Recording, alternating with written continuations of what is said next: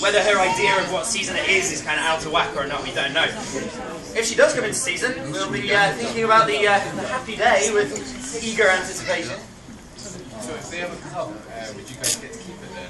If they do have a cub, we'd actually keep it for about 2.5 years. That's really how much time the cub would be spending with mum out in the wild, so we'd be mirroring that as closely as possible. After that, the big decisions like where that cub heads, oh wow, they'd actually be made from China.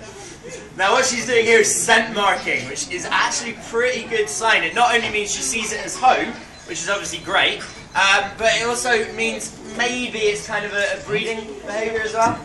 She's doing this way more than she used to now, which is pretty exciting.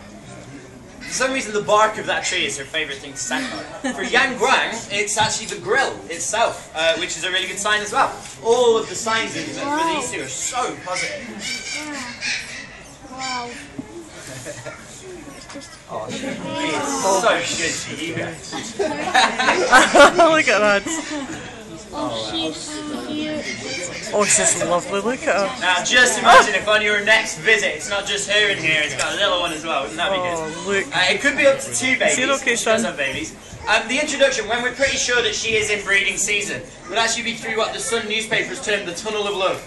We call it the metal flap in the wall over there. It's not a glamorous piece of kit, but it's where the magic might just happen. So that would be a brief meeting. Even though she's in season for about 2 or 3 days, they would only actually be meeting for a very brief time. And not open to the public, I should say as well. Very delicate time, that. And private. The gestation period is really interesting. Probably because they've got this low energy diet. Again, it dictates a lot about their life. She only takes about 60 days to kind of brew a baby, but she can actually hold on to it inside her for nearly a year. So yeah, it's basically her body making sure conditions are spot on when that baby's born. Do you know how big they are as well? Does anyone know size of newborn baby? Very small. Basically hamster sized. So there might be as little as 100 grams when they're born, and Yang Guang, our male, is actually 130 kilos. So he's probably 1,300 times his birth weight. We get some very jealous faces when I tell people that's the equivalent of a human lady giving birth to a baby the size of her thumb. So, very easy initial process, and then quite a lot of energy goes into bringing them up.